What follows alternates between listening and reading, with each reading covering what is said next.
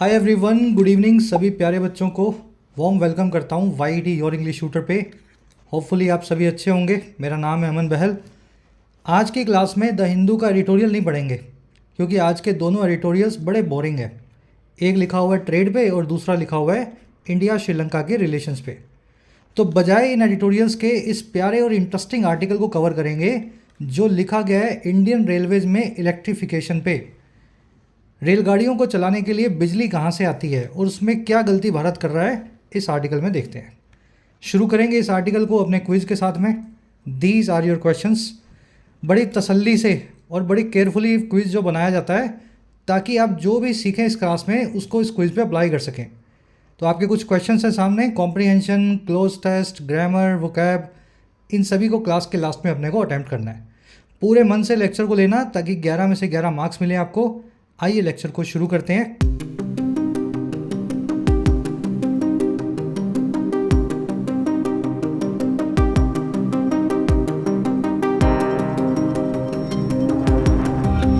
Hard truth. देखिए, cold hard truth एक phrase अंग्रेजी में इडियम है। कोल्ड नहीं, कोल्ड हार्ड ट्रूथ। इसका मतलब होता है ऐसी सच्चाई जो बहुत कड़वी हो, कड़वा सच, जो बहुत हार्ड हो और बहुत कोल्ड हो। कोल्ड का मतलब है जिसमें गर्म जोशी ना हो। तो कह रहा है जी कड़वा सच है हमारे सामने। अब देखो, कोल्ड हार्ड ट्रूथ को इसने कोल्ड ना लिख के लिखा है कोल। कोल का मतलब होता है कोयला। तो इसने बड़े ही शानदार तरीके से इस ईडियम को बदल दिया और कोयले से जोड़ दिया। कह रहा है जी एक कड़वी सच्चाई है भारत में जो कोयले से जुड़ी है, कोल से जुड़ी है। समझ गए? चलो, अब ये कौन सी सच्चाई है आगे देखते हैं। कह रहा है जी the mission 100% electrification project is about chasing a mirage. कह रहे सरकार का जो ये मिशन है 100% इलेक्ट्रिफिकेशन। इलेक्ट्रिफिकेशन यानी किसी चीज़ को बिजली से जोड़ना, 100% यानी 100%। तो सरकार का जो इंडियन रेलवेज़ को 100% बिजली पे चलाने का प्रोजेक्ट है या मिशन है, ये एक मिराज को चेज करने जैसा है। मिराज का मतलब होता है ख्याली पुलाव, मृग तृष्णा, ऐसी चीज़ जो आपके इल्यूजन की तरह हो, एक धोखे की जैसी हो। आपको लग रहा है वो चीज़ है लेकिन वो चीज़ है ही नहीं, है ना, मिराज। तो ये एक मिराज को चेज करने जैसा प्रोजेक्ट है। और ये मिराज कौन सी है? Mirage of green washing the Indian railways. ये मिराज है ग्रीन वॉश करने की या फिर रिन्यूएबल एनर्जी से चलाने की इंडियन रेलवेज़ को। ग्रीन वॉश करना यानी पूरा ग्रीन बना देना। जब कोई चीज़ ग्रीन कलर जुड़ा हुआ है रिन्यूएबल एनर्जी से, है ना, wind power, solar power, thermal power, ये सब जो है, थर्मल नहीं, विंड है, सोलर है या फिर न्यूक्लियर पावर है, ये सब ग्रीन है। तो आप रेलवेज़ को ग्रीन बनाना चाहते हो, ग्रीन वॉश करना चाहते हो, ये एक मिराज के जैसा है। इस प्रोजेक्ट में कोई अंत नहीं है, शायद ये कभी पूरा ना हो पाए। चलिए, प्रोजेक्ट सब्जेक्ट है आपका, इज़ इसकी वर्ब है, मिराज का मतलब होता है मृग तृष्णा। शायद इस वर्ड को आपने सुना होगा पहले। एक्चुअल में ये वर्ड पता है कैसा है? आप कभी सड़क पे जा रहे हो ड्राइविंग करते हुए या, है ना, बस में बैठे हो, दूर आपको सड़क पे सूरज की रोशनी की वजह से कुछ चमक चमक दिखाई देगी। ऐसा लगेगा कोई तालाब है, कोई पानी है। ऐसा ही होता है जब आप रेगिस्तान में होते हैं तो रेत जो है वो आपको कभी कभी दूर से लगती है कि रेत में कोई पानी का, है ना, पॉन्ड है, तालाब है। तो वो तालाब वहाँ होता नहीं है क्योंकि आपको प्यास लगी होती है और आंखों का धोखा होता है, इसलिए उसको बोलते हैं मिराज। तो ये आंखों के धोखे जैसा ही है रेलवे को 100% बिजली पे चलाना। चलिए, मिराज वर्ड को डिटेल में करवा दिया। ग्रीन वॉश देख लेना। 3 वर्ब्स अंग्रेजी में जो वॉश से बनती हैं, तीनों को एक साथ सीख लेना। पहली है जी ग्रीन वॉश, दूसरी है वाइट वॉश, तीसरी है ब्रेन वॉश। ठीक है, चलो, ग्रीन वॉश क्या होता है? आप किसी चीज़ को रिन्यूएबल एनर्जी से जोड़ रहे हो पूरी तरीके से, और इतना ज़्यादा आप उसको जोड़ रहे हो जितना वो है नहीं। आप बता रहे हो कि 100% हमारे यहाँ पे solar power, green power use होती है, लेकिन हो नहीं रही। आप बस एक वॉशिंग दे रहे हो, ऊपर से चूना लपेट रहे हो ग्रीन पावर का। तो to make something look environmentally healthier than it actually is. Actual में वो एनवायरमेंटल हेल्दी नहीं है उतनी जितना आप दिखाने की कोशिश कर रहे हो। ग्रीन वॉश करना, ये एक नेगेटिव वर्ड है, ग्रीन वॉश। चलिए, अगला वर्ड है वाइट वॉश। वाइट वॉश कब करते हैं? जब आप चूना पलटते हैं, चूना पोतते हैं किसी चीज़ पे। चूना आप तब लगाते हैं जब आपको नीचे की कमियों को छुपाना हो। तो वाइट वॉश करना यानी टू हाइड और कंसील फ्लॉज, फ्लॉ यानी कमियां। वाइट वॉश को पेपर ओवर करना भी बोलते हैं। जो बच्चे क्लासेस में रेगुलर हैं इस फ्रेजल वर्ब को अच्छे से जानते होंगे। ठीक है, वाइट वॉश कर दिया, अपनी बुराइयों को, अपनी कमियों को छुपा लिया। लास्ट है जी ब्रेन वॉश, ये सबको आता है। टू मिसलीड समबडी, किसी को गलत रास्ते ले जाना, उसका दिमाग खराब करना, ब्रेन वॉश करके अपने हिसाब से उसको हैंडल करना। जल्दी से आगे बढ़ेंगे, इस आर्टिकल के वोकैब वर्ड्स पे नज़र डालेंगे। ये जो मोटे मोटे वर्ड्स हैं शुरू में एक साथ देख लो ताकि क्लास को आप स्मूथली ले सको। ज़रूर से एक लाइक और एक शेयर देना। कंटेंट की क्वालिटी आपको दिख के समझ में आ रही होगी, और ये क्वालिटी इसीलिए क्योंकि आपका प्यार इस चैनल पे है ना, मुझे दिखाई देता है। आपके प्यार की वजह से ही क्लासेस में ला पाता हूँ। देखिए, एज सिविल सर्विस एस्पिरेंट्स आपकी प्रिपरेशन के बहुत सारे पार्ट्स हैं। रोज़ न्यूज़पेपर पढ़ना, करंट अफेयर्स को इकट्ठा करना, एनसीईआरटी के थ्रू अपनी फाउंडेशन बनाना, साथ ही मॉक टेस्ट लगा करके रियल एग्जाम एक्सपीरियंस लेना, इन सभी चीज़ों में बहुत सारा वक्त और एनर्जी चला जाता है। एक प्लेटफॉर्म से अगर आप मॉक टेस्ट लगा रहे हैं, दूसरे प्लेटफॉर्म से आप करंट अफेयर्स कर रहे हैं तो, और इसी एनर्जी और टाइम को बचाने के लिए आपके लिए एक नया प्रोडक्ट है टेक्स्ट बुक का, टेक्स्ट बुक पास एलीट। इसमें आपको डेली करंट अफेयर्स, प्रीलिम्स के टेस्ट, मेंस के मॉक टेस्ट, सी सेट के टेस्ट, एनसीईआरटी के टेस्ट और प्रीवियस ईयर पेपर्स मिल जाते हैं। साथ ही आपको स्टैटिक जीके के लिए मिलती हैं चीट शीट्स। मैं आपको दिखा देता हूँ। जैसे कल की चीट शीट है जिसमें आपको 1857 के रिवोल्ट के बारे में एक स्नैपशॉट दिया गया। कंप्लीट पैकेज है, अवेलेबल है टेक्स्ट बुक पे। कमेंट सेक्शन में इसका लिंक दिया गया है। जैसे 4000 प्राइस दिखा रहा है 1 साल का इस पूरे पास का। आप इस पर कूपन लगाएंगे YT12, YT12। जैसे इस कूपन को अप्लाई करेंगे आपका प्राइस खटके 10% हो जाएगा, 3600। टेक्स्ट बुक एलीट पास का प्रोडक्ट लिंक दिया गया कमेंट सेक्शन में, जरूर से इसको एक्सप्लोर करें और कूपन लगाएं YT12 ताकि आप पैसा, टाइम और रिसोर्सेज तीनों बचा सकें अपनी प्रिपरेशन के दौरान। चलिए वो कैप शीट है, थोड़ा जूम इन करता हूँ। मिराज से शुरू करना है। अब ये मिराज वर्ड तो करवाई दिया आपको अच्छे से। नज़र का धोखा, इल्यूजन या मृग तृष्णा। For the poor class the dream of a comfortable life is a life long mirage. गरीब क्लास के लिए, गरीब तबके के लिए कंफर्टेबल लाइफ का जो सपना है वो पूरे जीवन की एक मृग तृष्णा के जैसा है, नज़र के धोखे के जैसा है। लगता है उनको मिल जाएगा लेकिन शायद कभी ना मिले। डिल्यूजन, फैंटेसी, हैलुसिनेशन बोलते हैं आपके नज़र के धोखे को। ठीक है, तो वर्ड आपने देख ही लिया। अगला वर्ड देखो, एक्स्ट्रावेजेंट। एक्स्ट्रावेजेंट पता कौन था? विजय माल्या, है ना। यहाँ कैलेंडर चल रहा है, यहाँ बियर चल रही है, यहाँ बीच पे बीच गर्ल्स। जो आदमी बहुत लेविश हो, रेकलेसली वेस्टफुल हो, रिसोर्सेज को बहुत ज़्यादा खर्च करता हो, ऐसे आदमी को बोलते हैं एक्स्ट्रावेजेंट। जैसे बड़ी सेलिब्रिटी शादियाँ होती हैं, अंबानी की शादी देखी है आपने, है ना। तो ये एक्स्ट्रावेजेंट शादियाँ हैं जहाँ पे काफ़ी खर्चा किया जाता है। Mister Mallya, now a financial fugitive in India, has always been an extravagant epicurean. Mallya ji जो हैं, जो एक फाइनेंशियल फ्यूजिटिव भी हैं, आर्थिक भगोड़े हैं भारत में, वो हमेशा से ही एक खर्चीले एपिक्यूरियन रहे हैं। एपिक्यूरियन वो आदमी होता है जिसको रिफाइनमेंट पसंद हो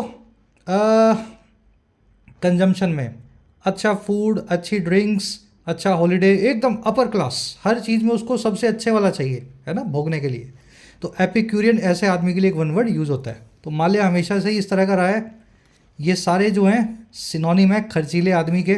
फ्लैम्बॉयंट, स्पेंडथ्रिफ्ट, प्रॉफ्लिगेट, प्रोडिगल। आज आप प्रॉफ्लिगेट नाम का वर्ड आर्टिकल में देखेंगे। एक की जगह 10 लगाने वाला आदमी होता है प्रॉफ्लिगेट या प्रोडिगल। चलिए नेक्स्ट वर्ड है फ्रेनेटिक।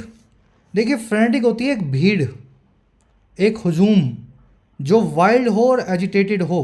आपने कई बार देखे होंगे ना, वो नारे लगाता हुआ पूरा जुलूस निकल रहा है, ज़ोर ज़ोर से चिल्ला रहे हैं लोग, हूट कर रहे हैं, है ना। तो वो फ्रेनेटिक मॉब होती है या फ्रेंटिक मॉब होती है। इस चीज़ को वहशीपन या जंगलीपने के साथ जोड़ा गया है। Several ambulances rush towards the accident spot at a frenetic pace. बहुत सारी एम्बुलेंसेस जो हैं रश टूवर्ड की या जाने लगी। रश टूवर्ड करना, किसी चीज़ की ओर तेज़ी से जाना। और किस तरफ जाने लगी? एक्सीडेंट की स्पॉट तक जाने लगी, एक वाइल्ड पेस में, बहुत ज़ोरों की रफ्तार में। तो ये वर्ड फ्रेनेटिक बहुत एजिटेटेड, जो कोई चीज़ हो जिसमें बहुत उथल पुथल मची हो, है ना, उसके लिए यूज़ होता है। चलिए नए वर्ड्स हैं आपके लिए, जब ये आर्टिकल में आएंगे तो आप इनको अच्छे से कनेक्ट कर पाओगे। अगला वर्ड है रिडंडेंट। हर वो चीज़ रिडंडेंट है जो एक्स्ट्रा है, यूजलेस है, नीडलेस है। आज की डेट में आपको ज़रूरी नहीं है। जैसे आपके पास एक स्मार्टफोन आ गया तो आपका जो फीचर फ़ोन है वो रिडंडेंट हो गया। अब भले ही उसको आप जेब में रख के घूमते रहो, है ना, वो नोकिया वाला और छोटा सैमसंग वाला आता था जो जेब में रख के घूम लो, लेकिन उसका कुछ यूज़ नहीं है क्योंकि सारा काम जो है स्मार्टफोन में हो जा रहा है। तो इस तरीके से जब कोई चीज़ एक्स्ट्रा हो, यूजलेस हो, that is redundant. The presentation was boring and full of redundant details. Presentation बहुत बोरिंग थी और एक्स्ट्रा या यूजलेस डिटेल से भरी हुई थी। चलिए, रिडंडेंट वर्ड आप आर्टिकल में देखेंगे। रिडंडेंसी इसकी नाउन फॉर्म है, किसी चीज़ के यूजलेस होने की अवस्था।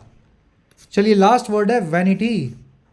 देखिए, वैनिटी का मतलब होता है बिना बात का प्राइड, अहंकार या दंभ, जो फॉल्स प्राइड हो सकता है आपके पास जो चीज़ है उसको लेकर के उसकी क्वालिटी उतनी अच्छी नहीं है, लेकिन फिर भी आपको उस पर प्राइड है ना। उसमें बहुत कमियां हैं, लाख कमियां हैं, फिर भी आपको उस पर अहंकार है। तो इस तरह का जो एरोगेंस होता है ना, that is called vanity. Negative word है ये। वैनिटी बना है वेन से। वेन का मतलब होता है या तो निरर्थक या फिर बहुत दिखावे वाला। ऐसी चीज़ या तो किसी काम की ना हो या बहुत दिखावे से भरी हो। वैसे भी कोई काम की नहीं है दिखावे वाली चीज़, तो वेन से बना है vanity. Vanity is the quicksand of the reason. जो अहंकार है वो क्विक सैंड है, दलदल है रीजन का, यानी लॉजिक का। जहाँ अहंकार आ जाएगा लॉजिक खत्म हो जाएगा। Her vanity kept her from getting her help. उसका जो मूर्खतापूर्ण अहंकार है, दिखावे भरा वैनिटी है, उस चीज़ ने उसे दूर रखा हमारी हेल्प से, गेटिंग फ्रॉम हर हेल्प। चलिए, हाई हैंडेडनेस, ह्यूब्रिस दोनों अहंकार के सिनोनिम है। You will see the word vanity in the article today. वो कैब बिल्कुल लाइटली नहीं मत लेना, आज की हल्की हैवी नहीं। 5 वर्ड्स हैं, डिटेल में आपको करवा दिए। अब आर्टिकल में बढ़ते हैं। एक समरी आपको दे किस बारे में लिखा हुआ आर्टिकल पता लगे। देखिए, भारत सरकार चाहती है कि रेलवे जो हैं 100% इलेक्ट्रिक हो जाएं। बिजली की तारों से, बिजली से रेलवे चले और कच्चा तेल, डीजल, भाप के इंजन जो है उनका इस्तेमाल ना करना पड़े। ऑन पेपर ये प्रोजेक्ट बहुत अच्छे से चल रहा है और ये देखने में भी सही लगता है, क्योंकि जितना डीजल, जितना कोयला जलेगा उतना ज़्यादा धुआं होगा, पोल्यूशन होगा। इससे अच्छा तो आप इलेक्ट्रिक रेलवे चलाओ, बहुत ग्रीन और रिन्यूएबल एनर्जी को यूज़ करो। लेकिन इसमें एक कैच है। कैच पता क्या है? हमारे बहुत सारे डीजल इंजन से जिनकी आज भी शेल्फ लाइफ बाकी है, यानी वो 15-20 साल काम कर सकते थे, सरकार ने सारे ऐसे डीजल इंजन्स को साइड में रख दिया कबाड़ में। लाखों करोड़ों रुपए का नुकसान हो रहा है देश को, टैक्स पेयर्स को। इन इंजन्स को हमें डिस्पोज करना चाहिए, या तो इनको बेच देना चाहिए या इनको इस्तेमाल करके ख़त्म कर देना चाहिए। समझ पा रहे हो ना? एक तो पहली गलती ये। दूसरा, ये जो बिजली पे आप चलाने की कोशिश कर रही है सरकार रेलवेज़ को, ये बिजली पता है कैसे बनती है? ये बिजली बनती है कोयले से। अरे जब कोयला जला के बिजली बना करके रेलगाड़ी चलानी है तो रेलगाड़ी ही कोयले से चला लो। समझ पाए? तो ये आपको बताएगा आर्टिकल में कि सरकार का प्लान कितना मूर्खता भरा है। बैड प्लानिंग की वजह से आज भी बिजली 50% बिजली देश की कोयले से ही चलती है। तो ये प्रोजेक्ट जो एक मिराज के जैसा है, 100% इलेक्ट्रिफिकेशन। टोन है आज की क्रिटिकल और साथ में स्केप्टिक। क्रिटिसाइज कर रहा है सरकार के इस प्लान को, और साथ में स्केप्टिक अपना स्केप्टिसिज्म दिखा रहा है, थोड़ा शक दिखा रहा है ना सरकार की मंशा पे। चलिए अब शुरू करते हैं। मेरे को बड़ा इंटरेस्टिंग लगा आर्टिकल और बड़ा लॉजिकल है। कह रहे जी, India's ambitious mission 100% electrification for the railways has grabbed headlines, but behind the grand green railway narrative lies a paradoxical tale of profligacy and misplaced priorities। कितना टेढ़ा सेंटेंस है देखने में, बहुत आसान है।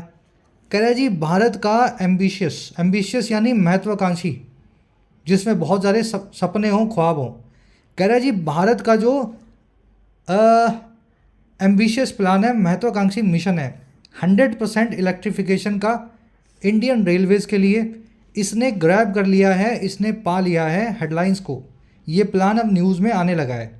कह रहा है लेकिन बट इस ग्रैंड ग्रीन रेलवे नैरेटिव के पीछे, इस बड़े से ग्रीन रेलवे की कहानी के पीछे, जुमले के पीछे लाई करता है या छुपा हुआ है एक पैराडॉक्सिकल टेल, एक ऐसी कहानी, एक ऐसी टेल जो पैराडॉक्स से भरी है। पैराडॉक्सिकल यानी जिसमें उपहास हो, कॉन्ट्राडिक्शन हो।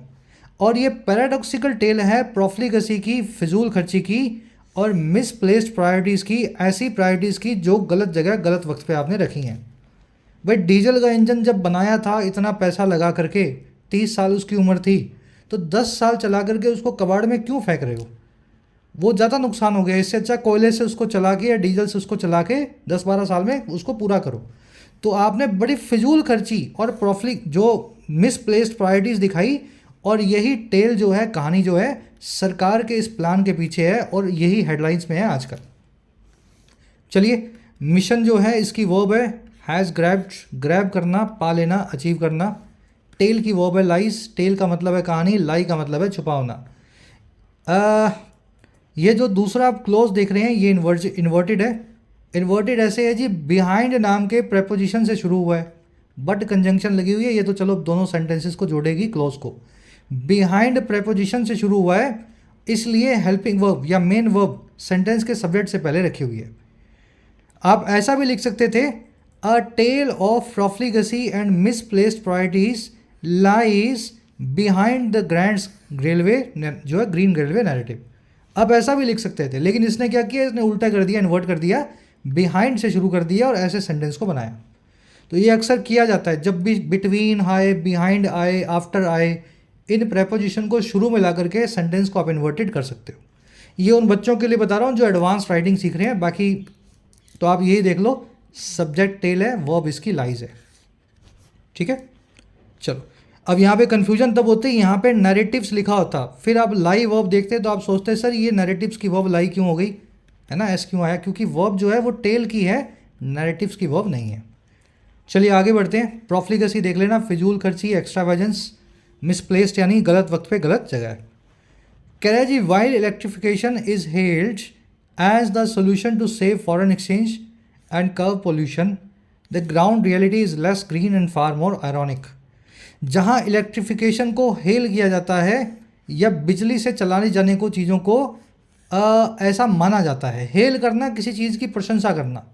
कल भी मैंने आपको एग्जांपल दिया था, वो दरबार में जब राजा आता है सब दरबारी खड़े हो जाते हैं ना, महाराज की जय हो, बस वही होता है हेल करना।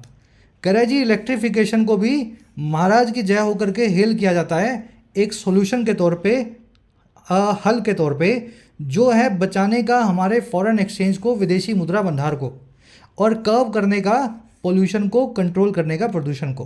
कह रहा है जहाँ इसको ऐसा माना जाता है, वहीं पे जो ग्राउंड रियलिटी है, ज़मीनी हकीकत है, वो उतनी ग्रीन नहीं है, लेस ग्रीन है, और बहुत ज़्यादा आयरॉनिक भी है, बहुत ज़्यादा विरोधाभास से भरी हुई है। समझ गए?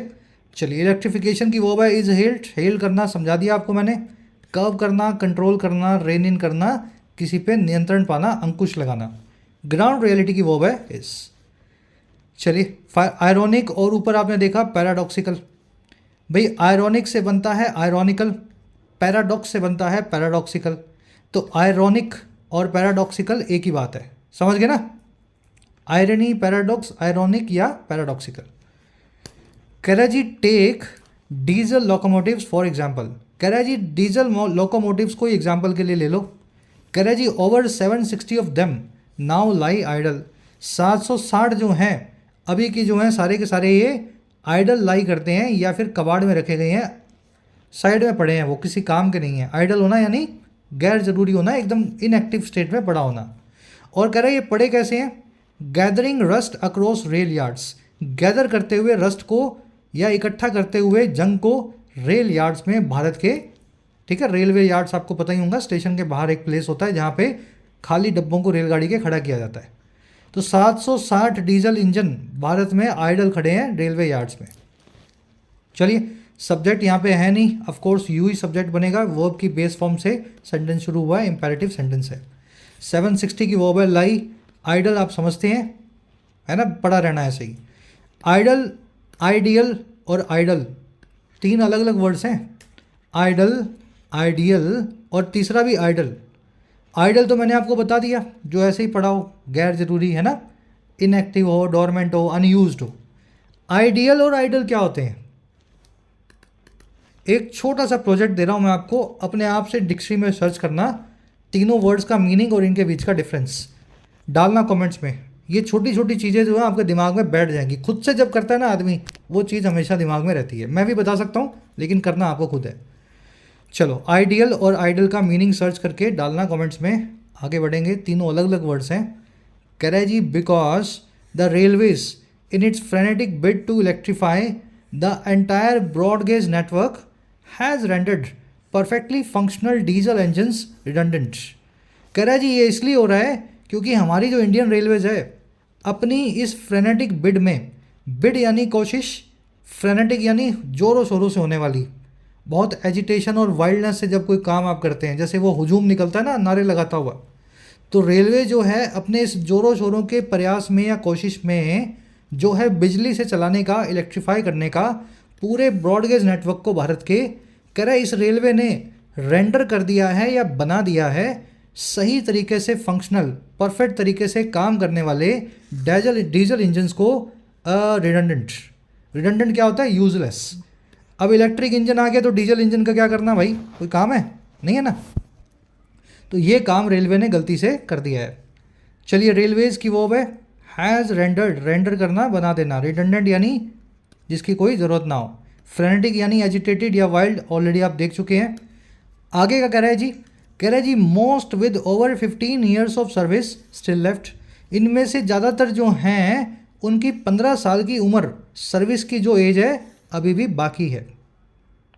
कह रहा है if all these locomotives were lined up they would stretch an astounding 16 kilometres. कह रहा है अगर ये सारे लोकोमोटिव्स लाइंड अप हो जाएं, लाइंड अप होना यानी लाइन में खड़े कर देना। कह रहा है ये 760 इंजनों को आप खड़ा कर दें लाइन में, डब्बे नहीं है ये इंजन है, ध्यान रखना, खाली डब्बे की बात नहीं हो रही। कह रहा है तो ये स्ट्रेच करेंगे, ये इतने लंबे खिंच जाएंगे, और कितने? 16 किलोमीटर, अस्टाउंडिंग 16 किलोमीटर्स। अस्टाउंडिंग यानी हैरान करने वाला। कह रहा है जी ये चीज़ है a grim steel monument to wasteful decision making.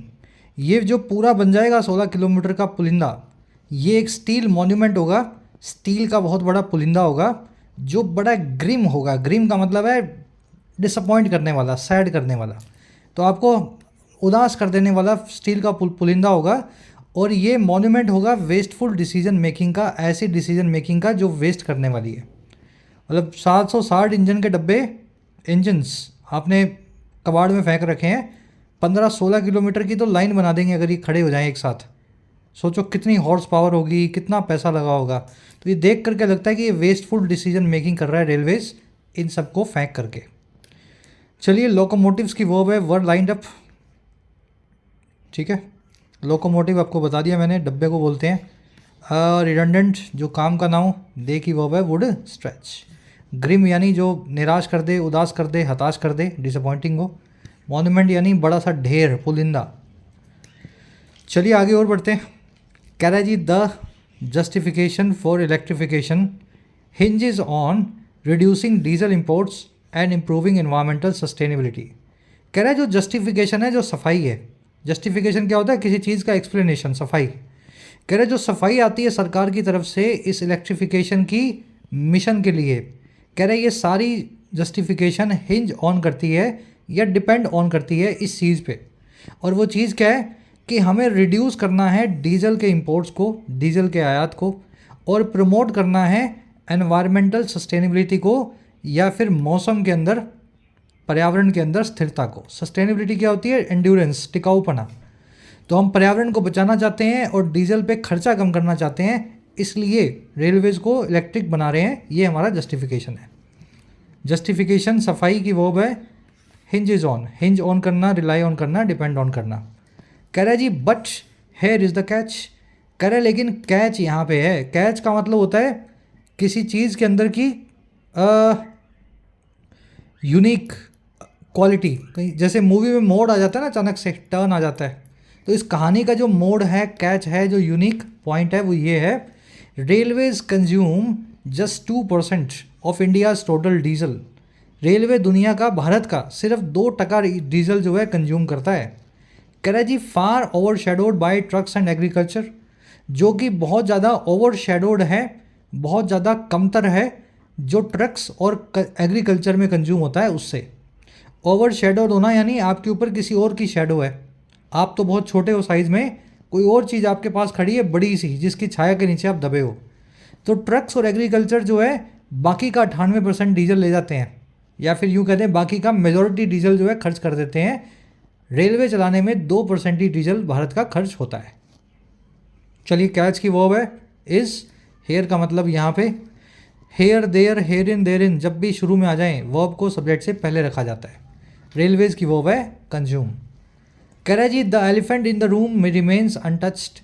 जो एलिफेंट इन द रूम है, कमरे में जो हाथी है, वो अभी भी अनटच्ड है। एलिफेंट इन द रूम पता होगा आपको, एक इडियम है।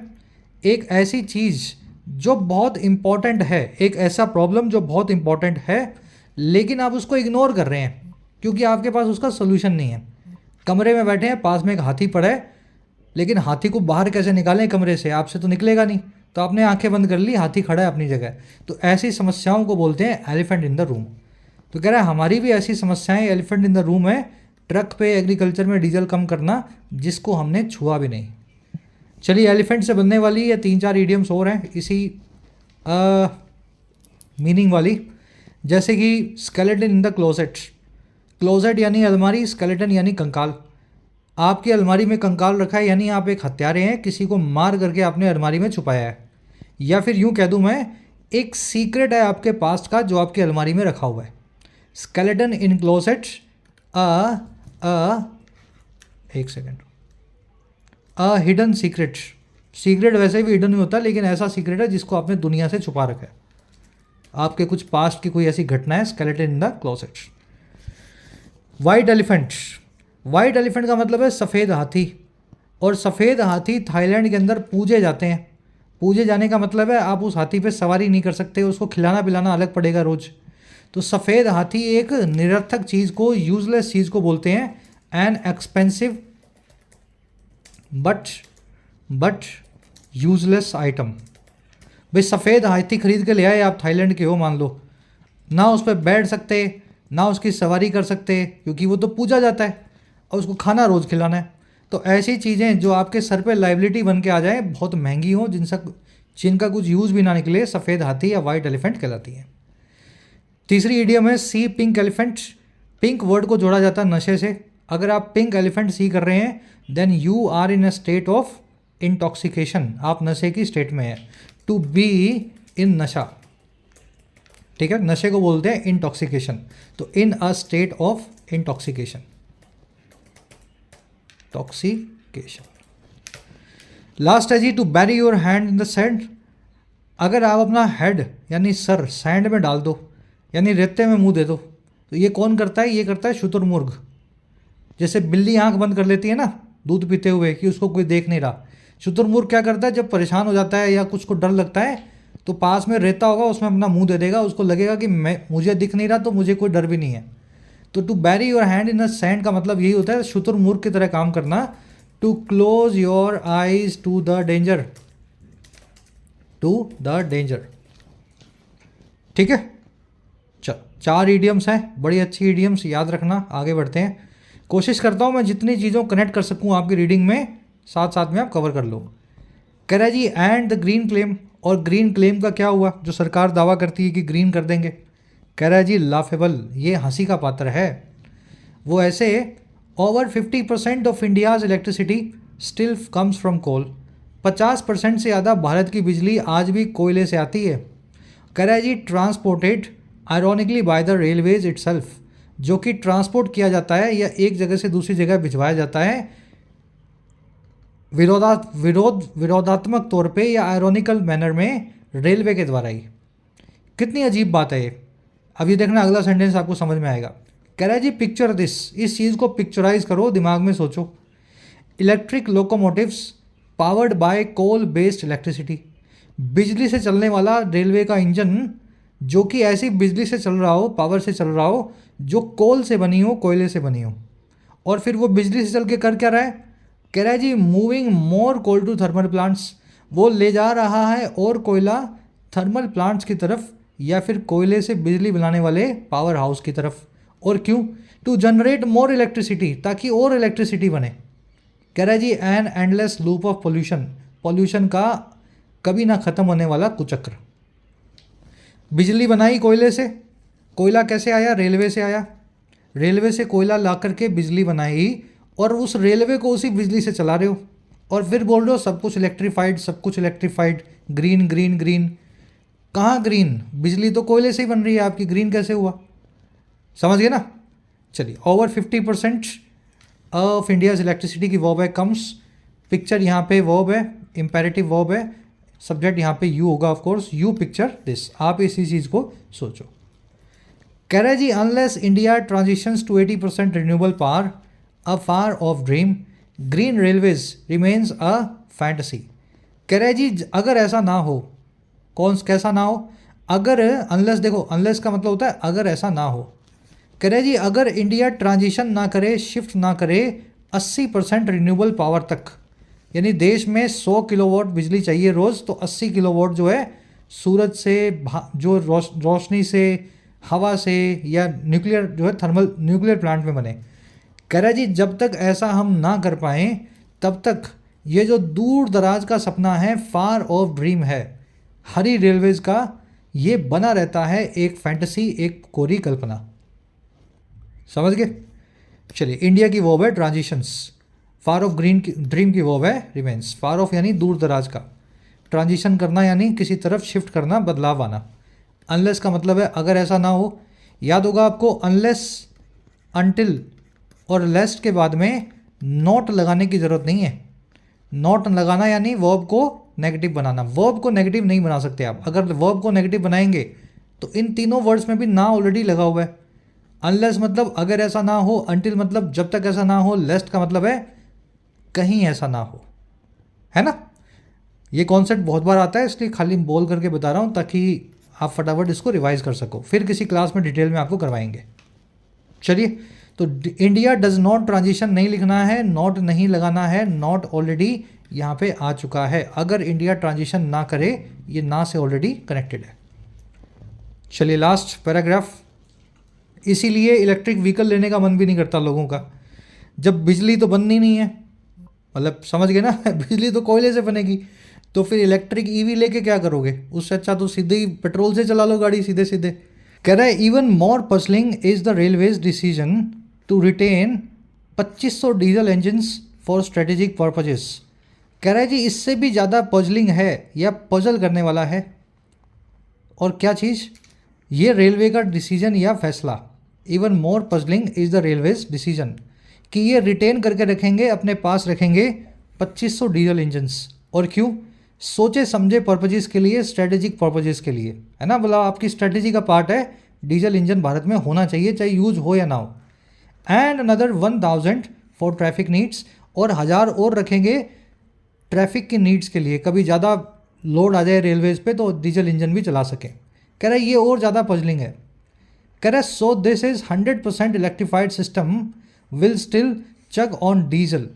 तो कह रहा है इस प्रकार से भारत का जो 100% इलेक्ट्रीफाइड सिस्टम होगा ऑन पेपर रेलवेज़ का, ये अभी भी चग अलोंग करेगा डीजल पे। चग करना यानी आवाज़ के साथ आगे जाना, जैसे इंजन जाता है ना कोई, उसकी आवाज़ को बोलते हैं चग करना। और जब आप चग अलोंग कर रहे हैं तो मतलब कोई गाड़ी, कोई कार, कोई रेलवे का डब्बा है ना, आवाज़ करते हुए कट कट कट जो है ना आपके पास से गुजर रहा है। तो ये 100% इलेक्ट्रीफाइड सिस्टम भी जो है कट कट कट की आवाज़ करते हुए डीजल के ऊपर चलेगा, आपके पास से गुजरेगा डीजल पे, और funded largely by transporting the dirtiest fuel coal. और ये डीजल फंडेड होगा मोटे तौर पे ट्रांसपोर्ट करके दुनिया के सबसे गंदे फ्यूल को, सबसे ज़्यादा प्रदूषण वाले फ्यूल को, जिसका नाम है कोयला या कोल। चलिए, कह रहा in the end mission electrification is not about sustainability but chasing slogans. कह रहा अंत में अगर देखा जाए तो ये जो मिशन इलेक्ट्रिफिकेशन है भारत सरकार का, ये सस्टेनेबिलिटी या एनवायरनमेंट टिकाऊपने को लेकर के नहीं है, पर्यावरण को बचाने के लिए नहीं है, बल्कि ये है चेज करने के लिए स्लोगन्स को, यानी नारों के पीछे भागने के लिए, है ना? एक नया मिशन लाना था इस साल तो ले आए, मिशन इलेक्ट्रिफिकेशन। चलिए, इलेक्ट्रिफिकेशन मिशन की वर्ब है, मिशन की इज़ नॉट।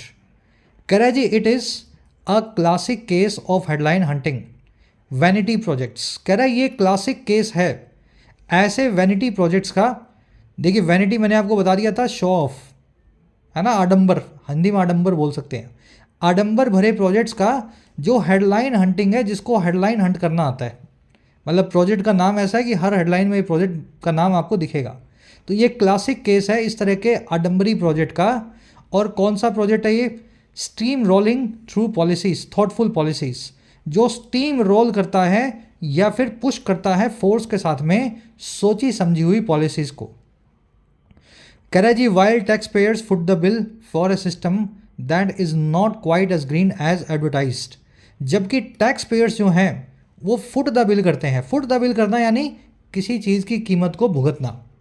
तो टैक्स पेयर जो हैं कीमत को अदा करते हैं एक ऐसे सिस्टम की जो उतना ग्रीन, उतना रिन्यूएबल एनर्जी वाला है नहीं जितना उसकी मशहूरी की है सरकार ने एज एडवर्टाइज्ड है।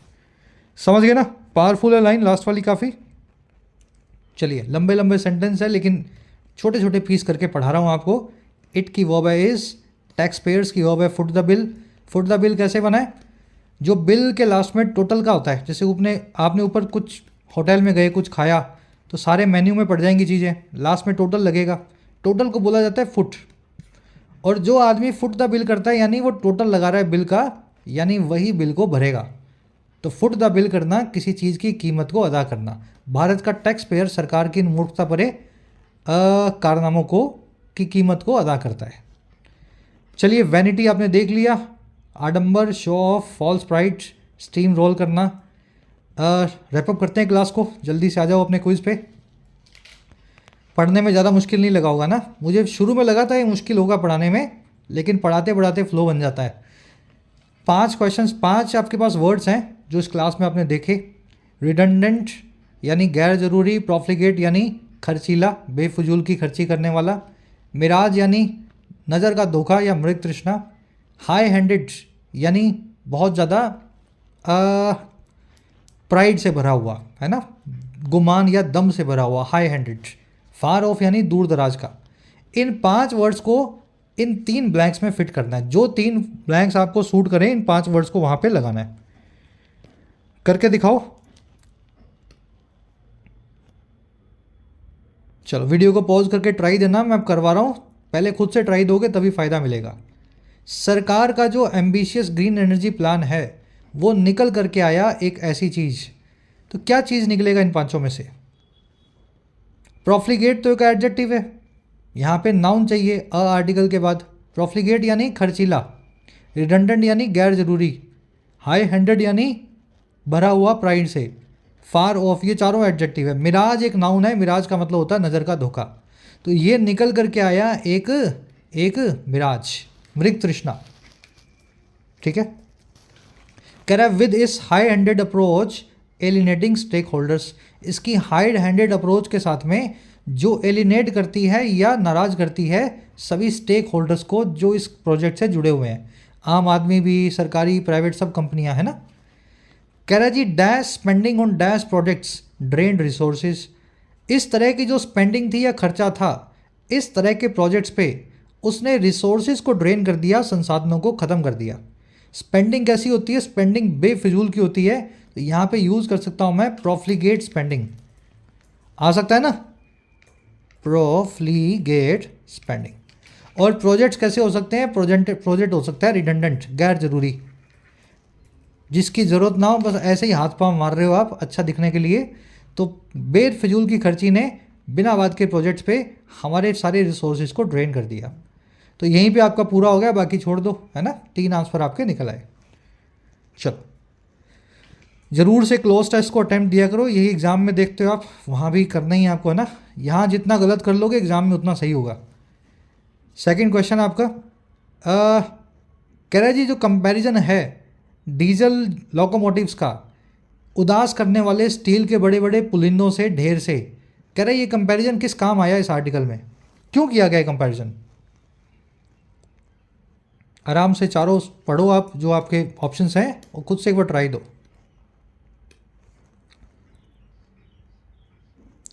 अरे भाई, ये कंपैरिजन इसलिए आया क्योंकि ये स्टील का पुलिंदा एक वेस्ट है। 16 किलोमीटर के इंजन खड़े हैं, कितने करोड़ों रुपए का माल होगा ये, है ना।